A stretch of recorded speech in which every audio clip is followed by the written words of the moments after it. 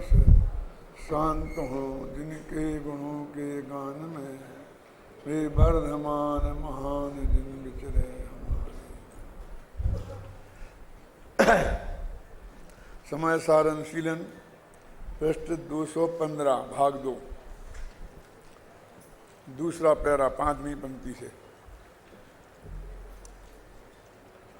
अब रही बात समय सार की, इन गाथाओं में प्रथम स्थान पर उल्लिखित अज्ञान की बात, सो वह तो मिथ्यात्वादि 4 कारणों के समुदाय रूप ही है। इस बात का उल्लेख इन गाथाओं की आत्मख्याति टीका में है ही, जो इस प्रकार है। कल 2-3 प्रश्न हुए थे कि 2 आचार्यों में मतभेद क्यों है। यहाँ भी 5 कारण बताए जा रहे हैं और तत्वा सूत्र में भी 5 हैं, लेकिन यहाँ प्रमाद गायब है और वहाँ अज्ञान गायब है। तो ऐसा क्यों है?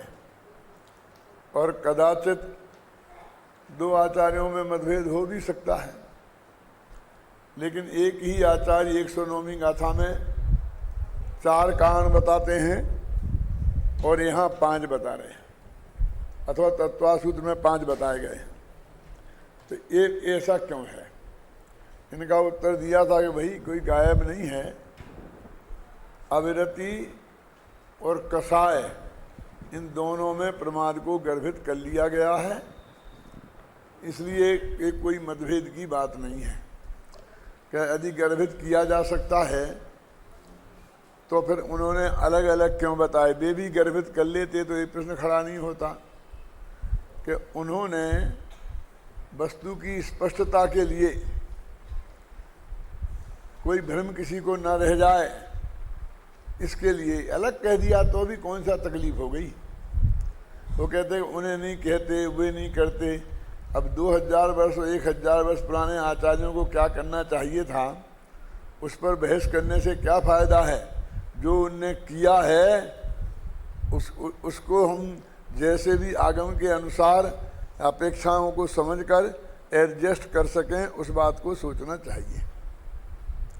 मानो सुधार अपनी बुद्धि में करने की कोशिश करें, आचार्यों के ग्रंथों में नहीं। लेकिन ऐसी जो भाषा में प्रश्न खड़े किए जाते हैं, राजवार्तिकादिक में भी किए हैं, वो तो सिर्फ श्रोताओं के चित्त में बात स्पष्ट हो जाए, इसलिए वो ऐसे प्रश्न खड़े करके और उनका जवाब देते हैं। समझ में ना? नहीं तो उनको कोई दिक्कत नहीं थी, लेकिन सारी सामान्य जनता में ऐसी बात आती है ना। अभी भी 2 विद्वान व्याख्यान कर रहे हों और एक में 4 आ जाएं बंध के कारण, एक में 5 आ जाएं, तो जो सतर्क श्रोता होंगे वे तो कह ही सकते हैं कि उनने तो सुबह 4 बताए थे और आप 5 बता रहे। इन विद्वानों में मतभेद क्यों है, मेरा मतलब आ सकता है ना। तो इसलिए वो उन्होंने स्पष्ट कर दिया, वो भी कोई बुरी बात नहीं है। उन्हें 4 शामिल कर लिए, वो भी बुरी बात नहीं है। इसलिए उस बात को हमें अपने चित्त में शांत भाव से समझना चाहिए। इतनी बात हो गई थी। अब एक प्रश्न खड़ा रह गया था बाकी कल। कौन सा था वो सुरेश जी? ये अज्ञान का उदय कहाँ से आ गया? झगड़ा तो 4 में और 5 में था कि प्रमाद क्यों रखा हो, क्यों नहीं रखा। लेकिन इसमें एक नया अज्ञान का उदय लगा दिया। तो वास्तव में इसका सीधा समाधान तो ये है कि वास्तव में ये 5 नहीं है, 4 ही हैं। वो चारों का मिला करके एक नाम रख दिया अज्ञान का उदय। इतना उत्तर पर्याप्त हो गया, बस खत्म। ये चारों क्या मिले हुए का नाम है अज्ञान का उदय। तो वे 4 कौन थे? मिथ्यात्व, अविरति, कसाय और योग। अब इनमें एक भी ज्ञान गुण की पर्याय नहीं थी, और अज्ञान को हम ज्ञान गुण की पर्याय समझते हैं। तो ज्ञान गुण की पर्याय में सबको कैसे शामिल कर दिया? कहते भैया यहाँ जो अज्ञान है वो ज्ञान गुण की पर्याय नहीं है। जब इनका ये जो 4 चीज़ें हैं, ये जिस गुण की पर्याय हैं, इनका समुदाय भी उसी गुण की पर्याय है। ये मिथ्या दर्शन रूप अज्ञान है, ये औदिक अज्ञान नहीं है। शास्त्रीय भाषा में क्षयोपशमिक अज्ञान है। औदिक अज्ञान में और क्षयोपशमिक अज्ञान में क्या फर्क है? जो ज्ञानावरणी कर्म के उदय से अज्ञान होता है वो नहीं जानने रूप होता है, और वो बंध का कारण नहीं है। और ज्ञानावरणादि कर्म के क्षयोपशम से जो जानने रूप ज्ञान होता है वो भी मुक्ति का कारण नहीं है। ज्ञान गुण ना बंध का कारण है ना मुक्ति का कारण है। ज्ञान गुण क्योंकि जानना तो स्वभाव है, अब कैसे ही जाना, कितना ही जाना, क्या फर्क पड़ता है, हैं? और नहीं जानना एक कमजोरी है, अपराध नहीं है। अब मेरी आंख से कम क्यों दिखता है और तुम्हारी आंख से ज़्यादा क्यों दिखता है, अब इसका क्या है? मुझे इस बात की सजा मिले कि मेरी आंख से कम दिखता है, ये तो अन्याय है ना। अथवा मेरे चश्मा लगा करके दिखता है और आपको बिना चश्मा के दिखता है। इसलिए ऐसा लिखा है समंत भद्राचार्य ने आत्ममीमांसा में, अज्ञानाच्चे ध्रुवो बंधो ज्ञानंत्यान्न केवली। अज्ञान से यदि निरंतर बंध होता रहेगा तो अनादि से तो ये अज्ञान है ही है, पौधे का ज्ञान हर जीव के, और ज्ञेय तो अनंत है, और सब ज्ञेयों को जानना वो ज्ञान है। तो इसलिए वो तो जान ही नहीं सकेगा सबको कभी भी, और वो अज्ञान रहेगा, वो बंद होता रहेगा, उसे तो रोका नहीं जा सकता जब तक केवल ज्ञान नहीं हुआ। और जब तक उसको अज्ञान से बंद मानते रहेंगे तो बंद होता रहेगा, तो केवल ज्ञान कभी होगा ही नहीं। तो केवल ही होना है, तो इस अज्ञान को बंद का कारण मत मानो। और सारी दुनिया को जानना मोक्ष का कारण भी नहीं है, तो कितनी स्पष्ट बात हो गई। हमने त्रिकालीधर भगवान आत्मा को जाना, तो कहते हम यही तो हम कहते हैं कि पर को मत जानो, लेकिन मत जानो में तो वो जानने के स्वभाव का निषेध होता है ना, क्या कि जानता ही नहीं है, इसमें तो और ही ज़्यादा गड़बड़ हो गई। हम ये कहते उसके जानने से तुम्हारा बंध और मुक्ति का कोई संबंध नहीं है, फैक्ट ये है अभय कुमार जी। तो बैलेंस रखना चाहिए ना। हम इसी तत्व को प्रस्तुत करें तो प्रश्न खड़ा ही नहीं होगा। अब ये यहाँ पर जो अज्ञान की बात है, ये तो क्षयोपशमिक अज्ञान है। अब क्षयोपशमिक अज्ञान वो बंध का कारण है। असल में क्यों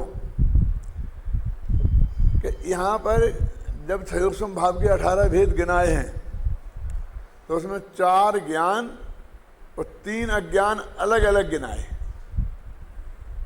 इसलिए क्षयोपशमिक अज्ञान में क्षयोपशमिक ज्ञान शामिल नहीं हो सकता। आप समझे ना, क्योंकि अज्ञान का खाता अलग खोला है, और इसका ज्ञान अज्ञान का भेद ज्ञानावरणी कर्म के उदय से कुछ लेना देना नहीं है। मिथ्यात्व के उदय से और अनुदय से लेना देना है। मिथ्यात्व सहित हो तो ये मिथ्या ज्ञान होते हैं, और सम्यक दर्शन सहित हो तो सम्यक ज्ञान होते हैं। क्योंकि मिथ्यात्व में 3 ही होते हैं, मन पर ज्ञान होता नहीं है। ख्याल में है ना। और उसमें 4 होते हैं संबंध श्री के क्षयोपशम ज्ञानों में। केवल ज्ञान तो सहायक ज्ञान है। मनपर्य ज्ञान का उपयोग रूप उपयोग जहाँ तक मैं समझता हूँ 6वें ही गुण स्थान में होता है। कल किसी के प्रवचन में 6वें 7वें आया था, इसलिए मैं ये खुलासा कर रहा हूँ। क्या शुद्धोपयोग के काल में थोड़ी उसका प्रयोग, दूसरे के मन की बात को काहे को जानेगा वो शुद्धोपयोग के काल में। क्यों आपको, आप तो कह रहे थे कि वो पर के जानने में कोई दिक्कत नहीं है। ले भैया, ये जो ज्ञान होता है इसको बुद्धिपूर्वक, जैसे अवधि ज्ञान होता है ना, तो हमारे एक यहाँ पर एक स्थान है हृदय कमल, उस पर उपयोग लगाने से ही वो होता है। बुद्धिपूर्वक उपयोग लगाने से ही मन पर ज्ञान होगा, समझ नहीं ना। और बुद्धिपूर्वक उपयोग नहीं लगाते हैं। वो जो वहाँ 8वें गुण स्थान तक बनता है ज्ञान का ज्ञेय, वो तो ऑटोमेटिक प्रक्रिया के अंतर्गत बनता है। तो ऑटोमेटिक प्रक्रिया के अंतर्गत बने तो वो कोई अपराध नहीं है। और बुद्धि को तुम आत्मा पर से हटा के उस पर ले जाओ तो गड़बड़ है। तो बहुत हर बात में समझने की बात है क्या।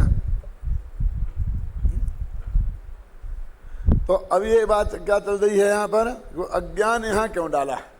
तो वो कहते संख्या तो तुम्हारी बिगड़ी नहीं, क्योंकि ये अज्ञान तो चारों के मिक्सचर का नाम है। घर में चाय अलग रखी है, चीनी अलग रखी है, पानी अलग रखा है, समझ गए ना। और जो भी वो डालते हो तुम, मुझे ज़्यादा पता नहीं, चाय का मसाला अलग रखा है, चार चीज़ें अलग अलग हैं। और जो कप में चाय आई है ये पांचवा होगी, पांच में कहाँ हुई, ये चारों का मिक्सचर है। ये पांचवी कहाँ हुई। ये जो प्याले की चाय है वो वास्तव में प्योर चाय नहीं है, वो तो मिलावटी चाय है। और मिलावटी चीज तो अच्छी नहीं होती जगत में, लेकिन ये जगत इतना भोला है कि मैं कह क्यों साहब क्या चलेगा, काफी के चाय, ठंडा के गरम, ठीक है चाय चलेगी। और चाय वो कहे चलेगी, और मैंने वो चाय की पत्ती है ना वो लाऊं सौंप जैसी दूं कि साहब ले ली कि ये चाय है। मैं कहता हूं ये चाय नहीं है। बोलो देखो, जो चाय नहीं है उसको हम चाय मानने को तैयार हैं, और जो असली चाय है वो प्योर चाय को हम चाय मानने को तैयार नहीं है। अब मैं पूछता हूं जो प्याले की चाय है वो चाय है क्या। सुनो, उसमें पानी है, दूध है, चाय है और चीनी है, चार चीजें हैं, है ना। और जब उसको हमने पका लिया तो छन्नी से छाना तो नीचे वाले प्याले में दूध भी आ गया, पानी भी आ गया और चीनी भी आ गई, और चाय निकाल के फेंक दी। अब रहा क्या। अब जो जिसको निकाल के फेंक दिया उसका तुम नाम लेते हो, और जो तीनों चीजें पूरी ताकत से वहां मौजूद हैं क्यों, और उसको तुम नाम नहीं लेते हो। और आलोक में तो जनतंत्र है ना, तो जनतंत्र में तो बहुमत जिसका हो वो नाम रखना चाहिए ना उसका। तो बहुमत तो हमें पानी का ही दिखता है, इसलिए कुछ लोग उसे गर्म पानी नाम से कहते भी हैं, हैं? किसी के दूध का बहुमत होता होगा, लेकिन चाय का बहुमत तो कभी नहीं हो सकता।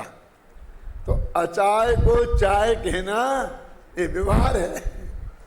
क्यों, चाय के संयोग से, चाय तो अब निकल गई लेकिन कुछ काल संयोग रहा था, वो एसेंस वैसेंस क्या रहा, समझ गए ना आपने। उसको चाय कहना, उसका नाम व्यवहार है।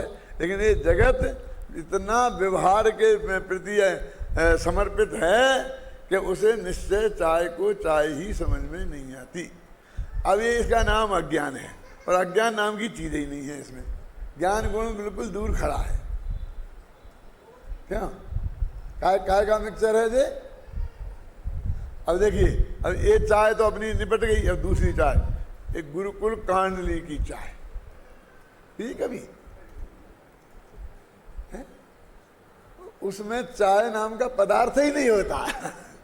10-5 चीजें आयुर्वेदिक दवाइयां होती हैं, और उन्हें मिलाकर उन्होंने एक डब्बा बना दिया और उसका नाम रख दिया चाय। और उसे आप गरम करके काढ़ा बना करके और रखो तो चाय जैसा कलर दिखाई देता है। तो वो चाय गुरुकुल कांडली की चाय, वो चाय के नाम से चलती है, वो चाय नाम की चीज ही नहीं है। ऐसे गुरुकुल कांडली की चाय जैसा अज्ञान है ये, कि जिसमें ज्ञान गुण का पर्याय है ही नहीं, और बाकी चारित्र गुण की और योग गुण की पर्याय है। योग गुण इसलिए ले लेता हूँ कि योग और योग है ना, मुख्यतः चारित्र की बात है बस, समझ गए ना। फिर अज्ञान का उदय, कहते भाई ये तो चारों के मिक्सचर का नाम है, कि गाथा में तो ऐसा क्लियर नहीं है। गाथा तो अपन ने भी पढ़ी थी ना, कि ये अज्ञान का उदय है, ये मिथ्यात्व का उदय है, ये असंयम का उदय है, ये कसाय का उदय है, अलग अलग आया था ना, ये योग का उदय है। होगी चारों परिभाषाएं तो याद हो गई होंगी ना, क्यों नहीं होगी तो काम नहीं चलेगा वो। तुमको स्कॉलरशिप मिल गई इसका मतलब ये नहीं कि तुम मैं थोड़ा और बाजार सकड़ा हो गया। बेटा यार ये रखना पड़ेगा सब, है ना। क्या लिखा था अपन ने, क्या पढ़ा था, देखो, निज तत्व का अज्ञान ही बस उदय है अज्ञान का, है ना। और निज तत्व का अश्रद्धान ही बस उदय है मिथ्यात्व का। अविरमण का सद्भाव ही है असंयम का उदय है ना। और योग की यह कलुषता ही कसायों का उदय है। और शुभ अशुभ चेष्टा में तथा निवृत्ति या प्रवृत्ति में जो चित्त का उत्साह है वही उदय है योग का। चेष्टाएं तो होती रहेंगी, शरीर की चेष्टा नहीं होगी, तेरा उपयोग उधर ना हो तो भी होगी, परिवर्तन तो उसमें होगा ही ना। ये परिवर्तन तो हुए बिना कभी रहता ही नहीं है, क्यों? लेकिन उसमें जो तेरे चित्त का उत्साह है उसका नाम योग का उदय है। यदि इसका जुड़ान नहीं हो तो क्या मतलब उस योग का? अकेले मनोवचन काय की चेष्टा तो जड़ पुद्गल की चेष्टा है, उससे आत्मा के कर्मों का आना, ज्ञाना वर्णादि के प्रवण होने का क्या संबंध है? जो तेरे चित्त में उसके प्रति उत्साह आता है वह योगों का उदय है। ऐसा लिखा ना। अब गाथा में कहीं एक गंध नहीं दिखती है, कौन सी? कि ये चार भेद अज्ञान के हैं अथवा इन चारों के समुदाय का नाम अज्ञान है। ये क्यों कह रहा हूं मैं आपको? और अमृतचंद्राचार्य ने लिखा है। इसके दो अर्थ हो सकते हैं। एक अमृतचंद्राचार्य को ये अधिकार नहीं है, उनको तो वही अर्थ करना चाहिए जो उन्होंने किया है। उनने ये अनधिकार चेष्टा की है। कुछ लोग ये भी कह सकते हैं, कुछ लोग ये कह सकते हैं कि नहीं साहब, कुंद कुंद को ही साफ साफ लिखना चाहिए था। मैंने कभी कोई इन आचार्य की गलती खोजेंगे और कोई उन आचार्य की गलती खोजेंगे, क्यों? लेकिन अमृतचंद्राचार्य ने टीका लिखी। आजकल तो हम क्या बोलते हैं, और आप टीका टिप्पणी बोलते हैं ना, कि देखो उनकी आदत टीका टिप्पणी करने की है, ये अच्छी आदत नहीं है। क्यों? तो अमृतचंद्र की ये आदत बहुत खराब थी ना, कि हर एक की टीका टिप्पणी करते हैं। टीका टिप्पणी का अर्थ समझते हैं? टीका क्या है और टिप्पणी क्या है जानते हैं? इन दोनों में अंतर जानते हैं? शायद ही बहुत कम लोग जानते होंगे। जो हमें पूरा का पूरा अर्थ लिखते हैं ना और उसको युक्तियों से सिद्ध करते हैं, और कोई बात अस्पष्ट हो तो उसे खोलते हैं, ये सब का नाम टीका है। और अपन कहते बहुत सरल है भाई, इसका क्या अर्थ लिखना। लेकिन एक शब्द इसमें ऐसा आ रहा है कि जिसका अर्थ लोगों की समझ में नहीं आएगा, तो उसके ऊपर एक नंबर डाल के फिर नीचे एक नंबर लिख के और उस शब्द का अर्थ लिख देना, इसका नाम है टिप्पणी। क्या ये टीका और टिप्पणी, समझ गया?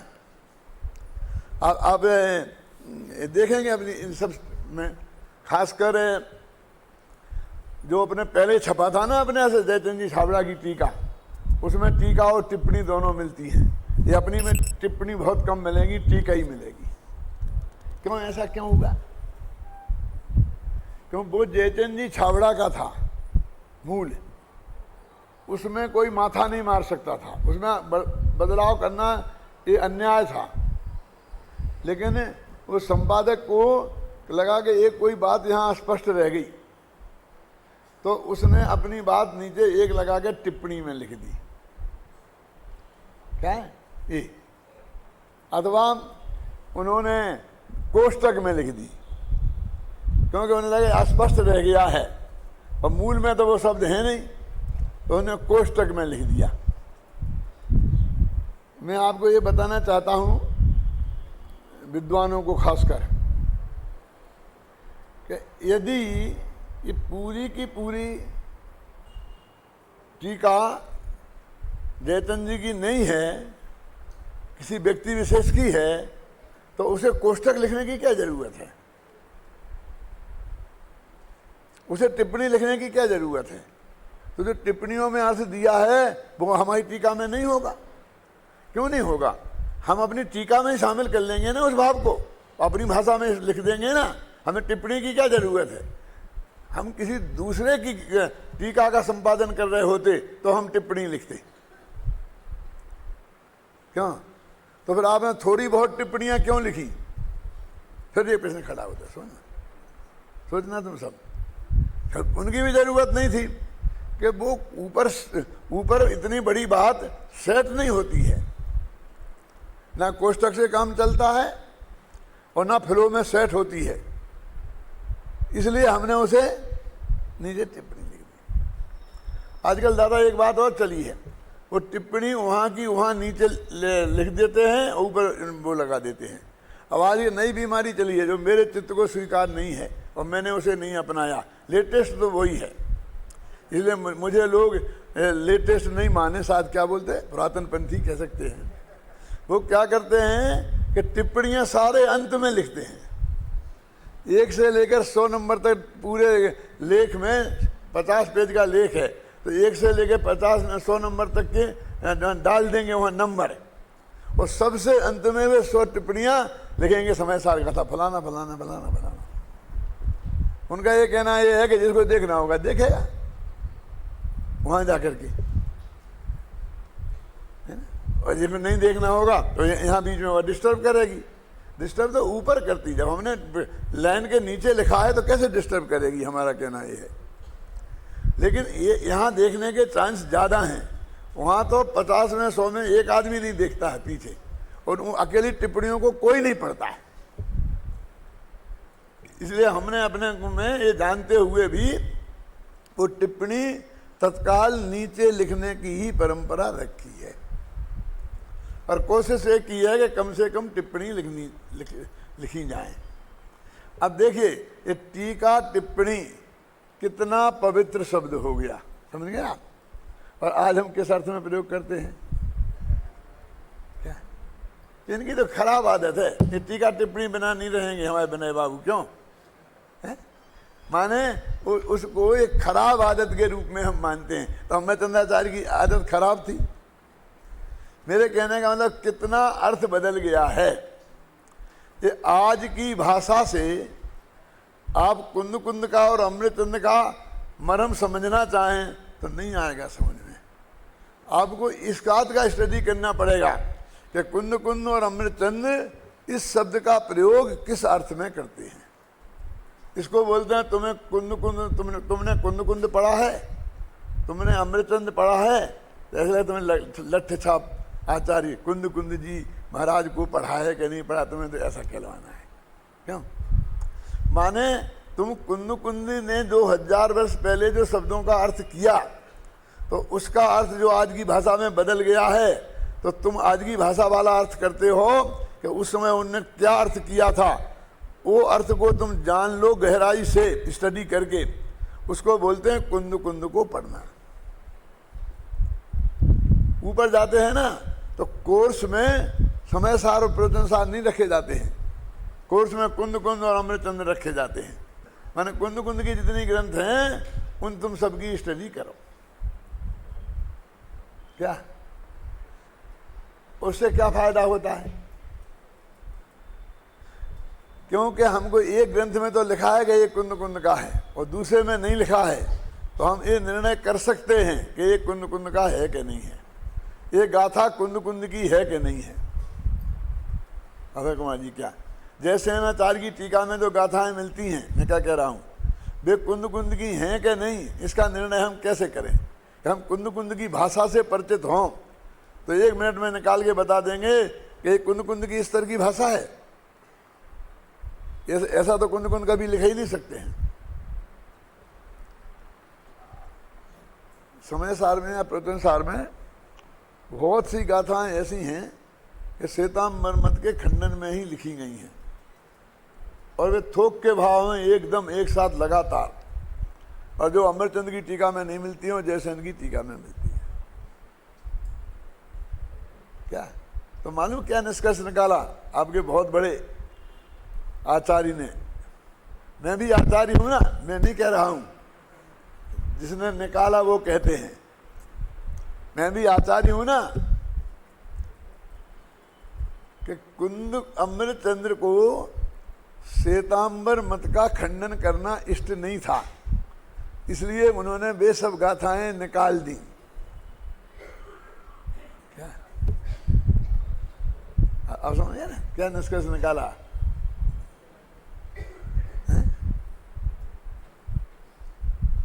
हमने ये लिखा है कि ऐसा हो सकता है कि कुंद अमृतचंद्र के सामने जो प्रति रही हो उस प्रति में ये गाथाएं नहीं हो, और जयसेनाचार्य को ये प्रति मिली हो उसमें ये प्रति में ये गाथाएं हो। ऐसा हो सकता है?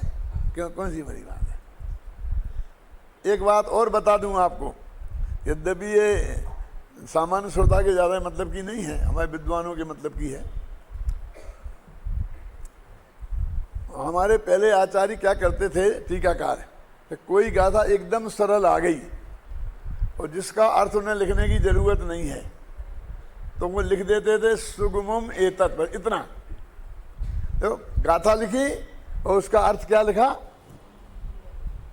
सुगमम एतत्, ये तो सरल है, खत्म, और आगे गाथा लिखे। क्या अब कई सुगमों में एतत् लिख देते थे और कई लिखते ही नहीं थे, वो छोड़ के चले जाते थे। छोड़ के चले जाते थे, उनने टीका नहीं लिखी, तो बाद के लोगों ने जो आत्मख्याति की सहित कोई समय साल लिख रहे थे तो उन्हें टीका नहीं लिखी उसकी, तो उन्होंने गाथा ही छोड़ दी। कई कई संभावनाएं हो सकती हैं, आप समझ गए ना। अब उसके आधार पर हम डिसीजन करते हैं इसमें कौन सी संभावना प्रबल है और कौन सी संभावना कमजोर है। तो हम देखते हैं कि उन गाथाओं का स्तर ही नहीं है। इन गाथाओं में भाषा का कमजोर है, भाव कमजोर है, और विषय वस्तु हम उनको हटा देते हैं वहां से, तो विषय वस्तु के क्रम में कोई अंतर ही नहीं पड़ता है, ये बीच में थेगरे जैसे लगती हैं। और वो बात आगे पीछे की गाथाओं में कही जा चुकी है। क्या तो कहते इनको बोलते हैं प्रक्षिप्त, कि जो बाद में कहीं से उसमें डाल दी गई हैं, किसी ने कैसे क्या। तो ये सब चीज़ें में हमको इनकी ज़रूरत पड़ती है कि हम कुंद कुंद की भाषा का अध्ययन करें, उनके भावों का अध्ययन करें, उनके प्रतिपादन करने की शैली का अध्ययन करें, अमृतचंद्र की भाषा का अध्ययन करें, उनके प्रतिपादन की शैली का अध्ययन करें। जो पंचाध्यायी के रचनाकार हैं, जो लोग अमृतचंद्र को मानते हैं, उनमें हमारे गुरुजी पंडित मक्खनलाल जी प्रमुख हैं। और उनका यही तर्क है कि जिस तरह का प्रतिपादन अमृतचंद्र ने अपने ग्रंथों में किया है, उनकी स्टाइल है, खासकर तत्वार्थ बोध है, वो छंदों में लिखा ना, तो उन वैसा ये भाषा ये मिलती है। और हम कहते हैं, फूलचंद जी, देवकी नंदन जी और जो टीकाकार हैं वो कहते हैं कि नहीं ये पांडे राजमल जी का है। क्यों? कि पंचाध्यायी में जो नयों की पद्धति है वो अमृतचंद्राचार्य की टीका में नयों की पद्धति नहीं है, और कलश टीका में वो नयों की पद्धति है। अब नयों का जो गहरा अध्ययन करेगा, मेरा मतलब समझ गए ना, उसको ये पता चलेगा। तो 2-3 विद्यार्थी दिखते हैं मुझे यहाँ जो नयों का गंभीर अध्ययन करने वाले हैं, समझ लो ये बातें मैं सिर्फ उनके लिए ही कह रहा हूँ, बाकी की समझ में आ जाए तो बहुत बढ़िया है कि कैसे कहाँ का उदाहरण पकड़ सकते हैं। अभय जी ने चर्चा की थी थोड़ी नए चक्र की क्लास में, ये सर पहले दिन की थी, कब की थी, तो वो कहाँ से पकड़ सकते हैं। तो बुद्धिपूर्वक और अबुद्धिपूर्वक का अर्थ और जगह अलग मिलता है और कलश टीका में अलग मिलता है। क्या सुनो, बहुत मार्मिक बात है। क्या मिलता है और जगह तो अपन बुद्धिपूर्वक करें, तो बुद्धिपूर्वक, हम बुद्धिपूर्वक नहीं किया, धक्का लग गया तुम्हें, हम कहते हैं बुद्धिपूर्वक भैया लग गया। हमने तुम्हें धक्का दिया नहीं है, लेकिन हमारा धक्का तुमको लग गया है। हमने बुद्धिपूर्वक तुम्हारी निंदा नहीं की, लेकिन हमने जो बात कही वो शायद निकल गई है। अबुद्धिपूर्वक निकल गई है, हम आपकी माफी मांगते हैं। तो हमने जब लोग कहते हैं ना तू बोल कि तूने सचमुच सोच समझ के कही है कि ऐसे ही हो गया कि मैंने सोच समझ के कही है, तो फिर झगड़ा है, फिर निपट लेंगे। और कहते नहीं साहब तो गलती हो गई, तो बात खत्म। समझिए, ये बुद्धिपूर्वक अबुद्धिपूर्वक का अर्थ हम लोग भी सब समझते हैं, और शास्त्रों में भी बहुत है ऐसा प्रयोग। अब कलश टीकाकार ने क्या किया इसका अर्थ, क्या किया मालूम है? वो कहते हैं जो राग हमारे ज्ञान का गेय बन जाए वो बुद्धिपूर्वक, और जो राग होवे तो आत्मा में लेकिन हमारे ही ज्ञान का गेय नहीं बने उसका नाम अबुद्धिपूर्वक। ऐसा अर्थ किया। गले उतरता है आपके क्या? जैसे ये राग जो हुआ हमें पता चल गया कि ऐसा राग मुझे हुआ, तो उसका नाम हो गया बुद्धिपूर्वक, जो जानने में आया। और जो राग हमें पता ही नहीं चला, है ना, क्या जो 10वें गुण स्थान में संजुमन कसाय के उदय से राग होता है, उसका हमें कहाँ पता चलता है? वो केवल ज्ञान गम है। बहुत से हम लोग कहते रहते हैं ना भैया हमें तो उसके प्रति बिल्कुल राग द्वेष नहीं है, द्वेष नहीं है तो हम थोड़ा मान लें, राग नहीं है तो हम मान लें, राग द्वेष नहीं है ये मान नहीं सकते। क्योंकि तेरा गुणस्थान कौन सा है? गुणस्थान तो बादशाही में बैठा है और कहता मुझे बिल्कुल राग द्वेष नहीं है। आप क्या करें?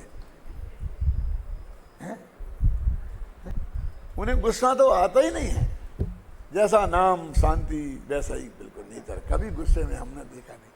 उन विद्यार्थियों को पूछो तुम्हें क्या देखेगा शांति का गुस्सा? शांति का गुस्सा तो विद्यार्थियों को देखेगा। समझ में आया ना? ये तुम्हारा दिखने नहीं दिखने से निर्णय नहीं होता है। शास्त्र कहते हैं कि एक इंद्री के 23 कसाएं सदा उदय रूप रहती हैं। ये पेड़ में तुम्हें कहां दिखता है? आलू को गुस्सा करते तुम कब देखते हो? आलू को कौन सा अभिमान है? आलू को कौन सा लोभ तुम्हारी दिखाई देता है? लेकिन ये सब कसाएं सिर्फ दो नहीं हैं। दो कौन सी नहीं है? नपुंसक स्त्री वेद और पुरुष वेद, क्योंकि वो नपुंसक होता है। बाकी 23 कसाएं बिल्कुल उदय रूप मौजूद हैं। दिखने से क्या मतलब है? जो दिखे तो बुद्धिपूर्वक, नहीं दिखे तो अबुद्धिपूर्वक, ये उन्होंने अर्थ किया। और बनारसी दास ने फिर भी उसको अपनाया है, क्योंकि वो कलश टीका के आधार पर ही उनके सारा समय सार का अध्ययन कलश टीका के आधार पर था। अभी कैसे तो किसी को कुछ पता ही नहीं लगता, ये बढ़िया बात है इसमें, ये बढ़िया बात है इसमें, ये बढ़िया बात है इसमें, फर्क ही समझ में नहीं आता। लेकिन जब वो जो नयों का आप स्टडी करेंगे तो वहीं ये बताएंगे इस नए से और वो बताएंगे इस नए से। अब कलश टीकाकार को ऐसा अर्थ क्यों करना पड़ा? ये सोचा शांति जी? उनकी मजबूरी थी। क्या मजबूरी थी उनकी? क्योंकि उनने ये मान लिया कि परद्रव्यों के संयोग को हम किसी नए में नहीं ले सकते। ये स्त्री पुत्र किसी भी नए से अपना नहीं है, शरीर किसी भी नए से अपना नहीं है, ये अपना है ही नहीं। इसे अपना मानना कहना सब मिथ्यात्व है। ये उनने प्रतिपादन किया है। अब समझ में आया ना आपकी? में वो कहते कोई चीज बिल्कुल पृथक है, हिंदुस्तान हमारा, ये कोई बात है? ये भी कोई नए का विषय है? ये होता ही नहीं किसी के। अब विवाह नए के 4 भेद हैं। तो अपने इस अपनी जो नए चक्र की शैली है उसमें तो स्त्री पुत्र मकान जायदाद उपचय तो सद्भुत विवाह नए से हो गए, क्यों? और फिर शरीर हो गया अनुपचय तो सद्भुत विवाह नए से, तो रागादिक हो गए उपचय सद्भुत से, और केवल ज्ञान आदि हो गए अनुपचय सद्भुत से। निपट गया काम। अब उनने में 2 नए ही नहीं माने, और 4 भेद हैं। उनको तो वे कह नहीं सकते हैं कि 2 ही भेद हैं। असद्भुत वाला नए वे मानते ही नहीं, जो माना। तो उनने क्या कहा, उसी में 4 उन्हें घटाना है। तो उनने कह दिया कि बुद्धिपूर्वक वाला राग वो उपचरित असद्भुत, और जो अबुद्धिपूर्वक राग वो अनुपचयित असद्भुत, उसे दोनों को असद्भुत में डाल दिया और फिर वो ज्ञान वगैरह गुण वगैरह भेद करके उन्होंने इसलिए अपनी खाना पूर्ति की। अब समझ में ना आपकी में ये सब टीका है। अब टिप्पणी सुनो कि यदि ये स्त्री पुत्रादि अपन को मानने वाला और इस देह को अपना कहने वाला नए नहीं होगा तो फिर ये व्यवहार कैसे चलेगा कि ये मेरी स्त्री है और ये मेरी स्त्री नहीं है? फिर अनुवृत्त कैसे बनेंगे जब कोई स्त्री अपनी है ही नहीं किसी भी नए से, सब परस्त्री ही हैं? तो अनुवृत्त का व्यवहार कैसे होगा? परिग्रह परिमाण वृत्त का व्यवहार कैसे होगा? बहुत से व्यवहार खड़े हो गए, हम कैसे चलेंगे बोलो? तो उन्होंने मालूम क्या जवाब दिया है कि हम नया भास से काम चला लेंगे। अरे जब तुमने उनसे ही काम तुम्हें चलाना पड़ा, उनके बिना तुम्हारा काम नहीं चला, तो उनको नयों की श्रेणी में स्वीकार करने में क्या तकलीफ है? स्वीकार तो तुमने किया ही ना, उनके बिना तो तुम्हारा काम चला ही नहीं ना। समझ में है ना? ये टिप्पणी है। वे झूठा है इसका नाम कोई टिप्पणी विप्पणी नहीं है। हमारा तर्क हम बता रहे गए कैसे हो सकता है। अब देखो मैं आपको स्पष्ट करके समझाता हूं जरा और खोलता हूं सबके लिए। क्यों भाई साहब, आप ऐसा चाहते हो कि एक दिन सारा हिंदुस्तान जैनी हो जाए, कोई भी एक आदमी अजैन नहीं रहे? साहब इससे बढ़िया तो और क्या होगा? ये बात हो जाए तो क्या कहना, पहले था ना आदिनाथ के जमाने में सारा देश जैनी ही था। पुराण पढ़ के देख लो। महावीर के जमाने में नहीं कह सकते क्योंकि अभी बहुत ताजी बात है तो हम सिद्ध नहीं कर पाएंगे। और आदिनाथ के जमाने में क्या दिक्कत है? मैं कहता हूं वो जाने दो, उनके था क्या नहीं था, तुम तो आज की बात करो। कैसा बहुत ही बढ़िया बात है, इससे बढ़िया और बात क्या होगी? ठीक है, बढ़िया बात है ना। अब मैं आपसे पूछता हूं दुरीचंद जी कि जैनी को कौन सा धंधा करना चाहिए और कौन सा नहीं कर सकता? जैन करना चाहिए नहीं, कौन सा धंधा जैनी कर सकते हैं और कौन सा नहीं कर सकते? जैनी सेना में जा सकते कि नहीं? जैनी पुलिस में भर्ती हो सकते कि नहीं? जैनी लेटरिन साफ करने वाला काम कर सकते कि नहीं? ये ना जो वे करते हैं ना थे, ये झाड़ू लगाने वाला काम जैनी कर सकते कि नहीं? दूसरों के कपड़े धोने का काम जैनी कर सकते कि नहीं? हाँ, ये क्या बात करते हो? जैनियों को तो बढ़िया से बढ़िया काम होना चाहिए। वो जैनी नहीं, जो एक करे क्यों वो जैनी नहीं, तो सारा देश जैनी कैसे होगा? और सारा देश जैनी होगा तो हमारे कपड़े बिना ही धुले रहेंगे, हमारे बाल बिना ही बने रहेंगे। क्यों, क्या करोगे बोलिए? हमारा गांव की सफाई होगी ही नहीं। जैनियों के देश में सेना होगी क्या नहीं होगी? भरत चक्रवर्ती के पास सेना थी क्या नहीं थी? जैनियों के पास पुलिस होगी क्या नहीं होगी? अरे स्वर्गों में भी होती है लोकपाल नाम के। सोचते ही नहीं कि हम क्या कह रहे हैं। यदि सारा देश जैन हो सकता है तो आपको कोई भी ऐसा काम जो देश के लिए आवश्यक है वो जैनी नहीं कर सकता, ये नहीं मान सकते आप। कहने साहब क्यों करेंगे? तो क्या करोगे? ये झाड़ने वाले नेपाल से बुला लोगे?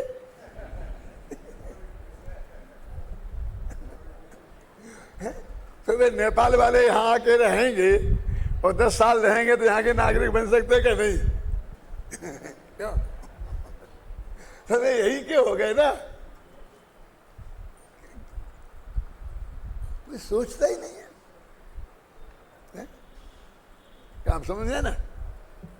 वहां जैनी बन जाए बहुत अच्छा है, और जैनी ये नहीं कर सकता, जैनी ये नहीं कर सकता। तुम करो, ये नहीं कह रहे हम। जब हमारा व्यक्तिगत का चुनाव आएगा तो हम बढ़िया से बढ़िया काम चुनेंगे। हम क्यों गलत काम चुनेंगे? लेकिन उस काम को करने वाले को जैनी नहीं हो सकता ये नहीं कह सकते, नहीं कहना चाहिए। किसी को हम रिजेक्ट नहीं कर सकते। हम क्यों चुनेंगे गलत से गलत काम? ये पढ़ाने का काम किसका था? वो तो ब्राह्मणों का था। तो जैनियों ने क्यों किया? ये जैनियों तराजू तोले क्यों? हम जैनियों के ब्राह्मण हैं।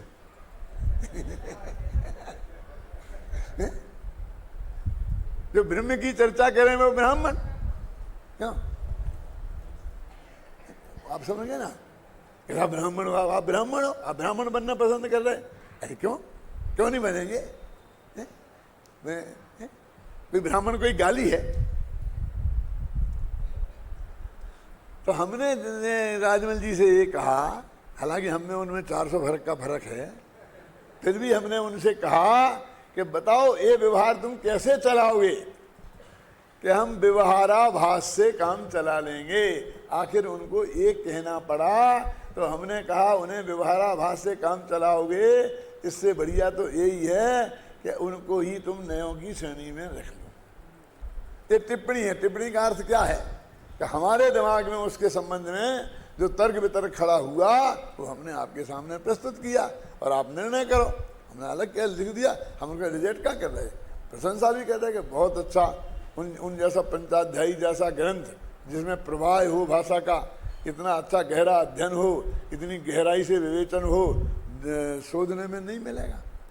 तो अब के साहब आपके गुरु तो मानते हैं कि अमृतचंद का हमने, अरे गुरु, हम गुरु की क्या, हमें हर बात में हम बराबर तर्क से, युक्ति से, न्याय से सब देखेंगे। नहीं तो फिर यदि ऐसी करने लग जाएं तो हर बात मानेंगे, तो एक जगह कहीं गलती हो गई फिर वो गलती अनंत काल तक चलेगी। टोडरमल जी ने क्या लिखा मोक्ष मार्ग प्रकाशक में कि एक तो गलत बात आगे चलेगी नहीं और ज्ञानी जन चलने देंगे नहीं, उसका तत्काल निषेध कर देंगे। और उन्होंने किया।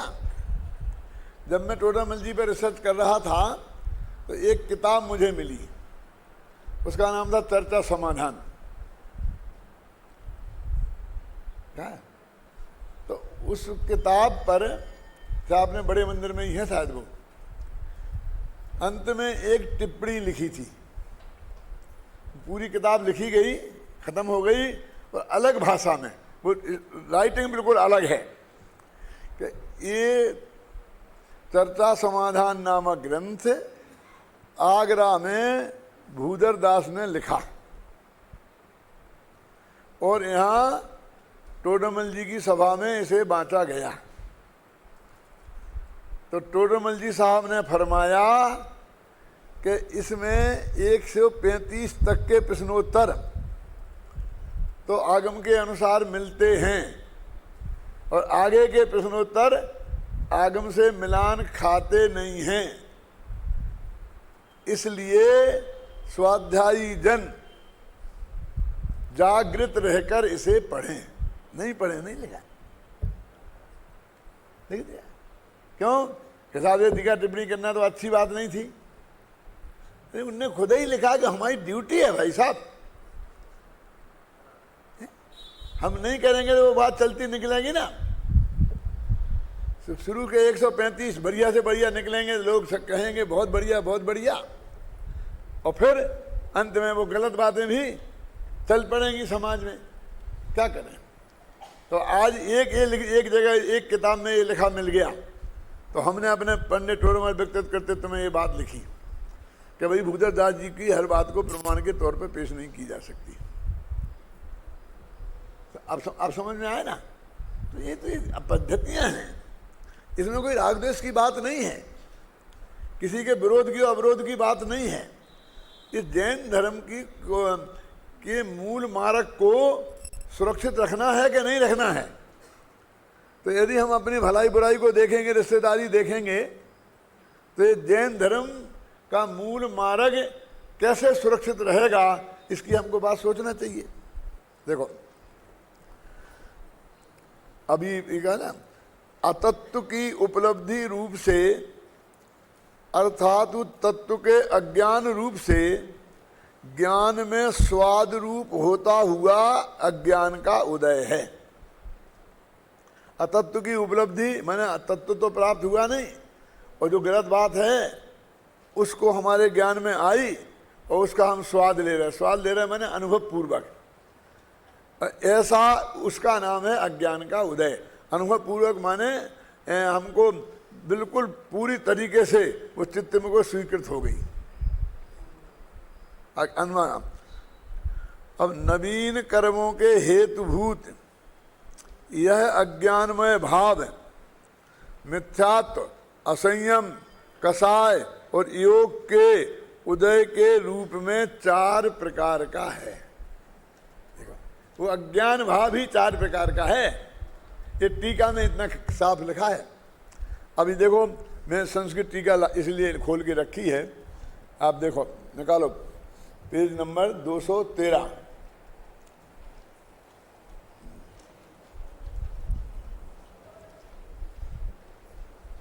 मैं पढ़ता हूं।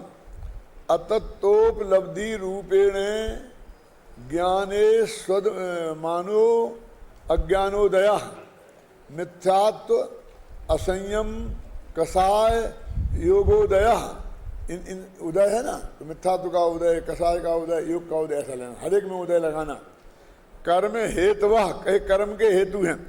तन्मयत्वात्, तन्मय होने से चत्वारो भावा, ये 4 भाव अज्ञानमय है। तन्मय माने अज्ञान से तन्मय हैं, इसलिए 4 भाव हैं। इसके भेद हैं ये 4।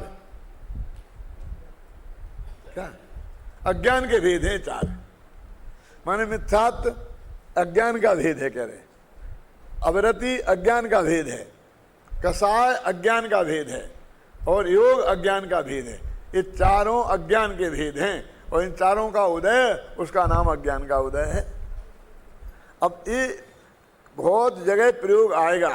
अब हमारा ध्यान इस पर नहीं जाता है अभय कुमार जी, तो हम जब भी अज्ञान के उदय की बात आती है तो ये अर्थ निकालते ही नहीं है। अब गुरुदेव का क्या नेचर था कि साहब ये तो अज्ञान का उदय का लिखा है, हाँ वो मिथ्यात्व के अर्थ में, मिथ्यात्व के अर्थ में, बस उसमें से ज़्यादा कहने की जरूरत क्या है।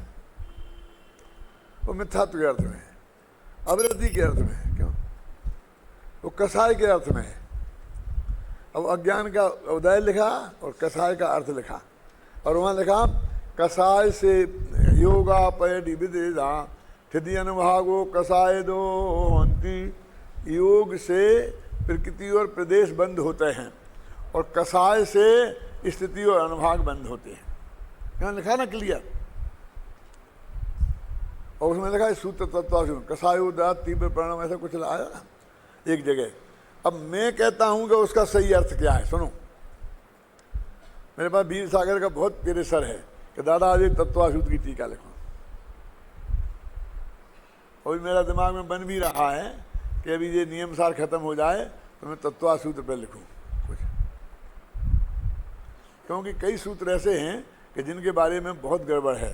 एक इंद्रिया निंद्रिय निमित्तम अर्पता नर्पित सिद्धे, ऐसे बहुत महत्वपूर्ण कई सूत्र हैं जिनका अर्थ बहुत गलत किया जाता है। पहले अध्याय का वो जो उपांत सूत्र है ना, 31वां है, कौन सा है वो, ये जो है ना नयों के पहले का है।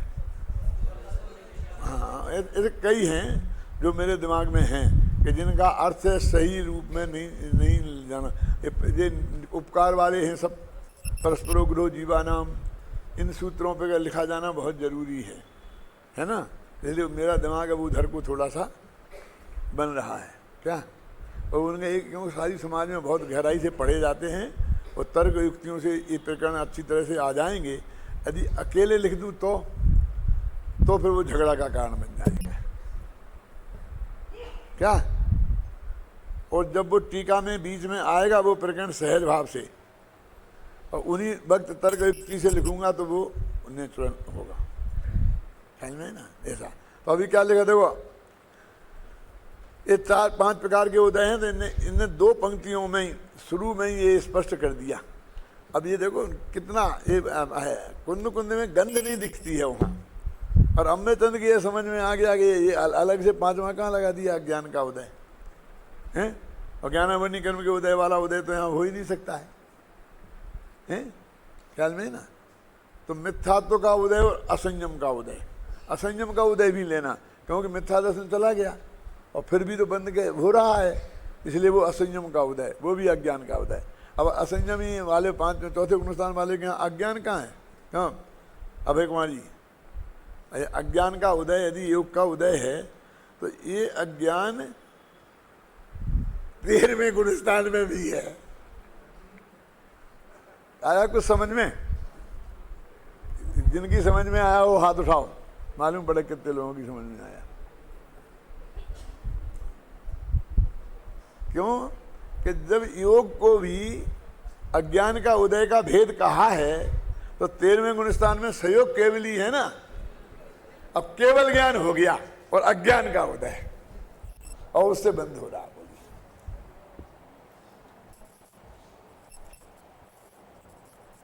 क्या अब समझ? अब समझेंगे ना?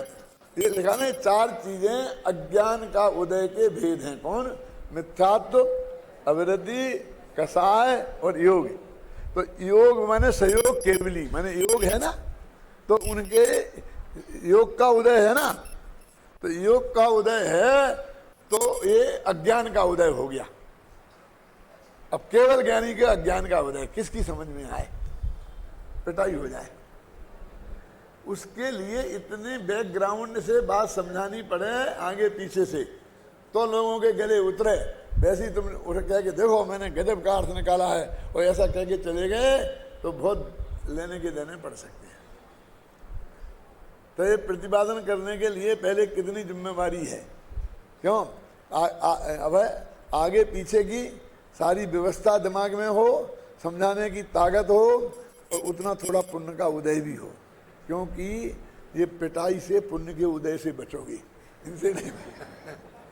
क्यों? बड़े बड़े ज्ञानियों की पिटाई हो गई ना। किनकी हो गई? पारसनाथ की हो गई ना। अंतर्भूतवाद केवल ज्ञान होना था और कमठ ने करे ही दी। आगे होंगे बाद में बचाने वाले, तो बचाया होगा। तब तक तो कितने पत्थर बरस गए थे।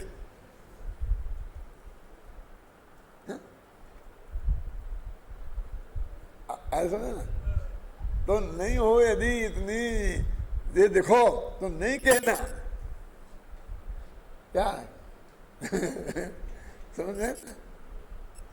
मैंने क्या क्या इफेक्ट कहाँ कहाँ आएगा उसको हमारे दिमाग को हमने दौड़ा करके उसके बाद विवेक से निर्णय करना चाहिए। देखो पढ़ते हैं अब आगे। तत्व के अश्रद्धान रूप से ज्ञान में स्वाद रूप होता हुआ। देखो अज्ञान क्यों कह रहे? ज्ञान में वो अतत्व का सिद्धांत उदय रूप होता हुआ वो मिथ्यात्व का उदय है, लेकिन हरेक में ज्ञान में स्वाद रूप कह रहे। वो अज्ञान नाम क्यों दिया? देखो समझने लगे। तत्व के अश्रद्धान रूप से ज्ञान में स्वाद रूप होता हुआ लिखा ना, मिथ्यात्व का उदय है। अवरमण रूप से ज्ञान में उदय स्वाद रूप होता हुआ असंयम का उदय। कलुष उपयोग के रूप में ज्ञान में स्वाद रूप होता हुआ कसाय का उदय। सुभाषु प्रवृत्ति और निवृत्ति के व्यापार रूप से ज्ञान में स्वाद रूप होता हुआ योग का उदय।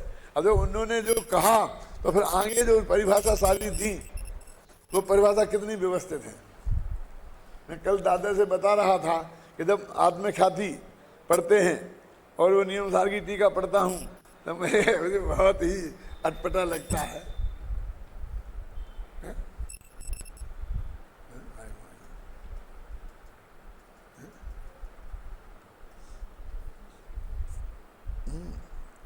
इन पौद्गलिक मिथ्यात्वादि के उदय के हेतुभूत होने पर जो पुद्गल द्रव्य ज्ञानाभरणादि भाव से 8 प्रकार स्वयं परिणमता है, वह कर्मणा वर्गणागत पुद्गल द्रव्य जब जीव में निबद्ध होता है तब स्वयं अज्ञान से स्वपर के एकत्व के अध्यास के कारण ये वो मिथ्यात्व वाला अज्ञान लिया।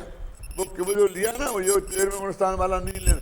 देखो 13वें गुणस्थान के पहले तक का अज्ञान था और एक अज्ञान और ये और निकला 13वें गुणस्थान वाला। ये सब नहीं लेना, ये मिथ्यात्व वाला लेना। लिखा अध्यास के कारण तत्व अश्रद्धान आदि अपने अज्ञानमय परिणामों का हेतु होता है।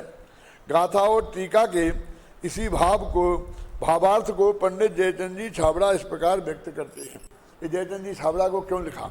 क्योंकि मुझे ये बताना ज़्यादा इष्ट है कि जयचंद जी छाबड़ा के दिमाग में ये बात पूरी गहराई से पकड़ में आई थी। इससे महिमा आती ना उनकी, हमें भी। क्या है? माने ऐसा नहीं था कि उनके दिमाग में ये बात नहीं आई थी। फिर गुरुदेव सिंह के कोटेशन उन्होंने भी पूरी तरह पकड़ा था, और हम अपने को गुरुदेव का स्वाध्यायी सब मानते हैं और हमारी पकड़ में नहीं आ रहा है, और कई दफ़े हम पड़ गए हैं, तो हमको एक दफ़े गंभीरता से अपनी बुद्धि पे सोचना चाहिए और अध्ययन को और गहरा करना चाहिए ना। क्या अज्ञान भाव के भेद रूप, एक समय हो गया कल का, ये भावार्थ अपन कल पढ़ेंगे।